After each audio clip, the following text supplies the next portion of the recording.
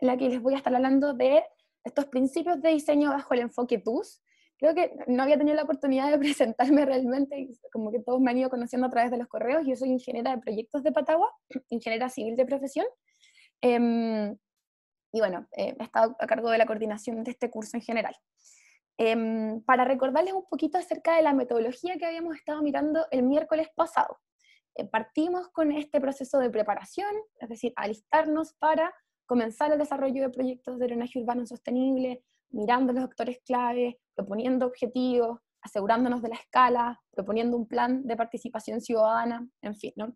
Luego hicimos una pasada bien rápida por todos aquellos antecedentes que van a ser de interés no solo para la etapa de moderación y de diseño de alternativas, sino que también para la caracterización general de la zona que nos va a permitir tomar mejores decisiones. Y eso es algo que particularmente algunos de estos antecedentes vamos a la próxima clase a estar andando en ellos, calidad del agua y otros. Luego vimos ya más tangencialmente con Jorge Gironás la modelación de la situación base, particularmente cómo los resultados de las modelaciones hidrológicas o hidráulicas nos permiten tomar mejores decisiones, tanto en la situación base, es decir, cómo entendemos cómo se mueven las aguas en las ciudades, pero también luego de aplicar, implementar, o proponer más bien soluciones desde el drenaje urbano sostenible, y cómo esos cambios, ¿no?, de la situación base a la situación optimizada pueden ser luego evaluados. Eso es lo que estuvimos viendo. Entonces, hoy partimos esta cuarta etapa, que es el diseño y evaluación de alternativas. Comentarles, por cierto, que la etapa de modelación de situación base vamos a tener en la clase el próximo viernes a Teresita Choi, ingeniera hidráulica, hablándonos muy en detalle del proceso de modelación en términos de la construcción de modelos hidráulicos, acoplados, superficiales, subterráneos, conceptos súper interesantes e innovadores. Y entonces, ¿qué sabemos hasta este punto? Sabemos, dado que ya terminó, digamos, este proceso de modelación de la situación actual, con relativa certeza, y digo con relativa certeza porque finalmente depende de los supuestos que vamos tomando, cómo se comportan las aguas en las ciudades o en el área de estudio en que estamos modelando, ¿no? Eso es algo que en teoría hasta este punto ya sabemos.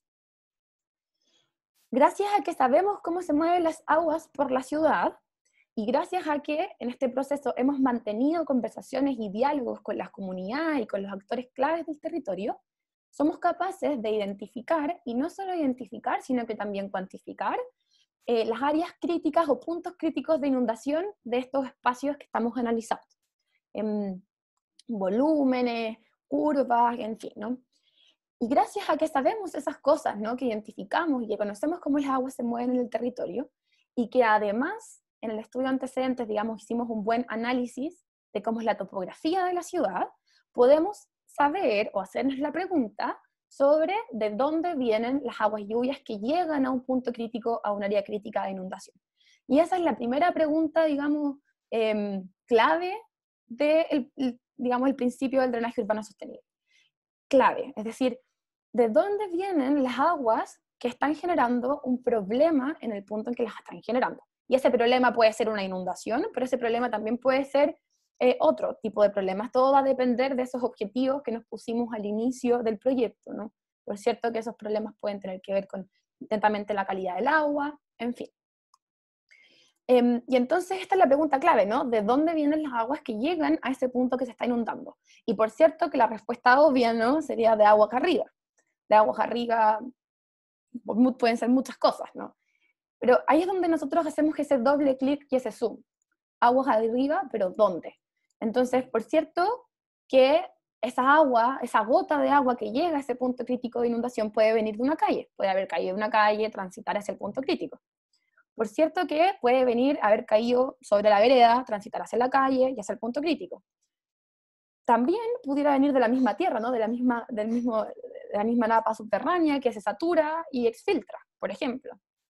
Podría venir de un estacionamiento en que el agua luego, que es impermeable, el agua luego pasa a la vereda, a la calle, y seguir distintas trayectorias, y así con distintos elementos, ¿no?, sobre el techo, sobre una ciclovía, por ejemplo, que fuera impermeable, sobre una cancha deportiva, en fin, ¿no? Hay distintas posibilidades. Y allí es donde está la clave, ¿no? Tenemos distintas posibilidades, las aguas siguen distintas trayectorias, y si miramos esas trayectorias como oportunidades para interceptar esas aguas, tenemos un paso súper avanzado en el drenaje urbano sostenible. Entonces, ahora que entendemos de dónde viene, la pregunta en esta etapa de diseño es, ¿cómo evitamos que el agua llegue aquí? O si no podemos evitar que llegue, ¿cómo hacemos que no llegue tan rápido, de forma que los sistemas o cuerpos receptores a los donde llega, digamos, esta agua final, no reciban caudales que no están acostumbrados a hacerlo, u otros problemas, ¿no? Y entonces el enfoque de drenaje urbano sostenible, y el principio clave, es mirar las posibilidades que nos entregan las subcuencas. Y hay una imagen súper, digamos, simple. Por ejemplo, esto podría ser una ciudad, podría ser un área de una ciudad, podría ser un barrio. Uno a través de la topografía define estas subcuencas, por ejemplo, S1, S2, 3, 4, en fin. E identifica estos puntos críticos por diversas razones, y sabemos que el agua llega ahí en un camino que puede ser distinto de cada gota, ¿no? Y entonces tenemos que preguntarnos qué elementos hay en esa subcuenca que nos van a ayudar a reducir la cantidad de agua o, en su defecto, reducir la velocidad de esas aguas, ¿ya? Y entonces, una segunda pregunta sería, ¿qué funciones hidrológicas deberíamos buscar promover para efectivamente ayudar a esos propósitos? Y también, por cierto, preguntarnos cuándo deberíamos promover esas funciones hidrológicas, porque cada subcuenca es distinta. Tiene distintas realidades en términos de su napa subterránea, distintas realidades en términos de su red superficial. Entonces, ¿debiéramos siempre promover todas las funciones hidrológicas? También una pregunta bien interesante, ¿no? Y entonces vamos a hablar un poquito de cuáles son las funciones hidrológicas que nosotros en la guía buscamos promover, proponemos promover, y vamos a hablar también de cuáles son, digamos, ciertos problemitas o cosas a tener en consideración. Entonces, por cierto, la primera gran función hidrológica de la infraestructura verde, esta gran ganancia, ¿no?, es la capacidad de infiltración. O sea, la capacidad de la infraestructura verde de poder captar el flujo gracias a que tiene espacios permeables, ¿no? Y eso es clave. O sea, si no tenemos espacios permeables no vamos a poder infiltrar.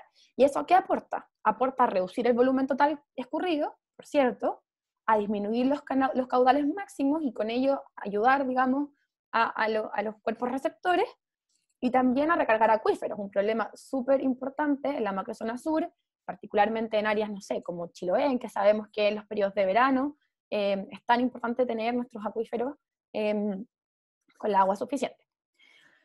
El almacenamiento es una segunda función hidrológica, es decir, esta capacidad de la infraestructura verde de acumular las aguas. Y aquí vamos a entender distintos conceptos. Puede ser acumular las aguas reteniéndolas, y vamos a ver las diferencias, deteniéndolas o reutilizándolas.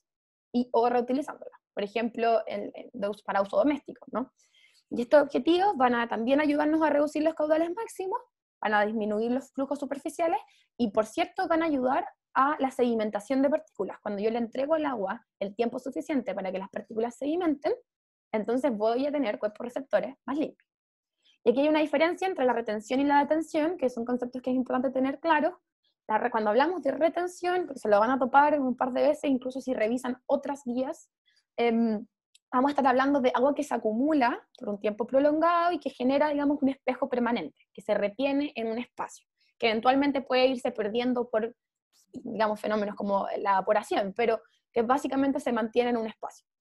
Pero también podemos hablar de detención, en el fondo es acumular el agua, pero temporalmente, para liberarla gradualmente luego. Son dos funciones distintas del almacenamiento, y con la segunda lo que ganamos es precisamente disminuir los caudales máximos, es decir, que en un instante dado eso, el agua, digamos, no tenga el caudal que ocurre comúnmente por las urbanizaciones, ¿no?, que es muy alto, y además liberar gradualmente entregando tiempo. Y ese tiempo nos ayuda, por cierto, a sedimentar partículas y un montón de otras cosas. Y la última función hidrológica que es interesante en la infraestructura verde es, bueno, la capacidad de trasladar las aguas lluvias. Y uno diría, bueno, esto también es una función hidrológica de la infraestructura gris, por cierto, claro. Pero la infraestructura verde nos entrega esa rugosidad de superficie que permite disminuir las velocidades y con ello contribuir nuevamente a disminuir los caudales máximos, evitar, por cierto, la erosión de los cauces y favorecer el aprovechamiento local. Entonces aquí tenemos tres funciones hidrológicas súper claves, y en la literatura en general, en las distintas guías, van a poder encontrar otros conceptos que refieren a básicamente lo mismo, ¿no? Y nosotros en la guía de drenaje urbano sostenible o ciudades sensibles al agua proponemos esas tres como, digamos, lo más simple, pero por cierto que pueden haber otros conceptos que respondan mejor a aquello que ustedes quieren buscar promover, ¿no? Y ahí los invito, o sea, la invitación es a también mirar otras fuentes de literatura interesantes. Ahora, la infraestructura verde, por cierto, que no solo nos va a aportar a la red de drenaje urbano sostenible, y por eso es tan, digamos, nos gusta tanto, ¿no? Porque también nos provee de un montón de otros servicios ecosistémicos clave. Por ejemplo, la reducción de riesgos de origen climático. Y uno podría decir, bueno, pero esto es muy similar al cumplir funciones hidrológicas. Claro, pero aquí lo estamos mirando desde ese punto de vista que hacíamos, digamos, revisión en la clase de estudio del riesgo, en el fondo, reducir la vulnerabilidad y con ello crear ciudades más resilientes.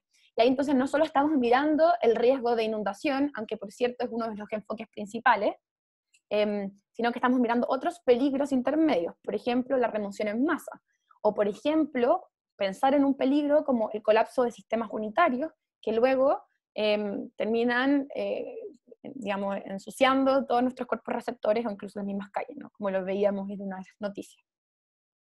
Otra de los servicios ecosistémicos, la depuración de las aguas, la capacidad de la infraestructura verde de tratar y filtrar contaminantes, entendiendo que tiene que ser diseñada para eso y también entendiendo que, dependiendo de en qué lugar de la trama del drenaje, es decir, aguas arriba, en el medio o al final, esté localizado. No va a ser tan efectivo, la efectividad va a depender efectivamente de qué lugar de la red esos elementos estén.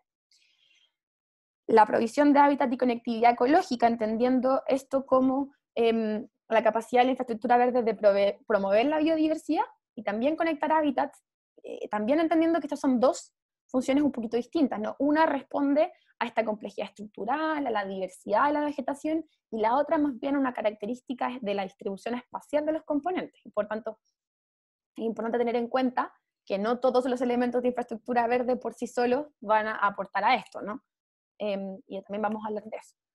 Y el último servicio ecosistémico que nosotros presentamos en la guía, y por cierto no es el único, no son los únicos, es la provisión de espacios de recreación, es decir, la capacidad de estos elementos de infraestructura verde de proveer a las ciudades de espacios de desarrollo cultural y esparcimiento. Ahora, qué tan buenos sean para hacer eso, por cierto que va a depender de la calidad de esos espacios, de la cantidad, de la distribución, ¿no?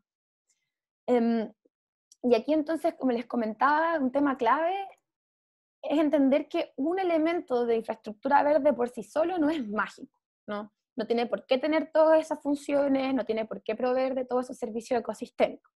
Y aquí algunas cosas importantes y puntos a tener en consideración, y con esto voy terminando. No vamos a poder infiltrar agua, por ejemplo, si la napa subterránea es poco profunda. O sea, no vamos a poder con un elemento de infraestructura verde infiltrar agua cuando la ciudad nos dice que allí no se debería infiltrar agua. No vamos a poder infiltrar agua sobre terrenos que se usan constantemente. ¿Por qué? Porque los suelos se compactan y su capacidad de permeabilidad, digamos, de permear el agua ya no va a ser la misma.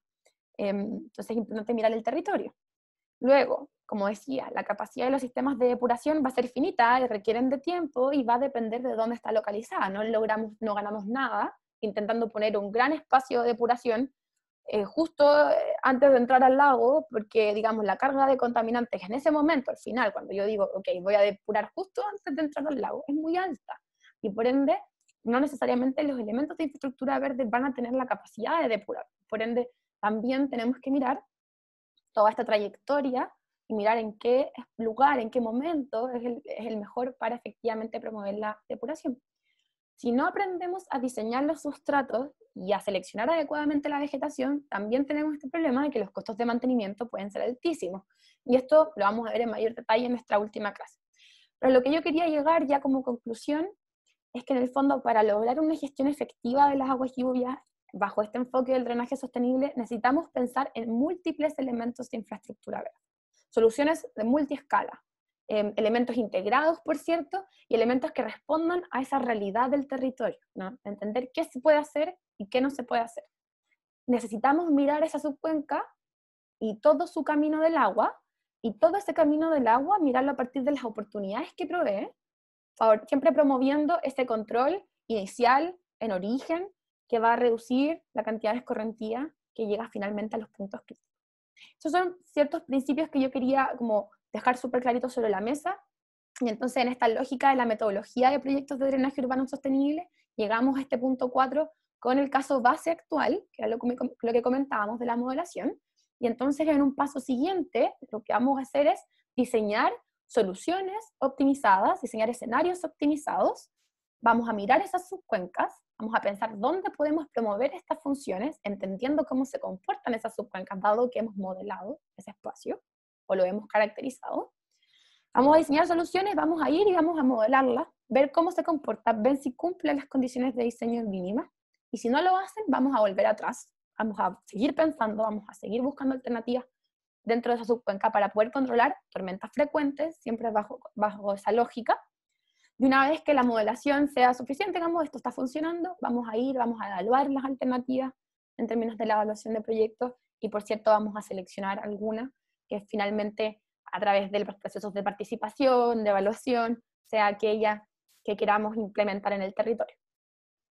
Eso a modo súper grueso de las funciones hidrológicas, de los principios del drenaje urbano sostenible, y con esa introducción, digamos, le doy el pase a Andrés para que nos adentre más ya en el proceso mismo de optimización de esos espacios de infraestructura verde y nos presente las tan queridas fichas de infraestructura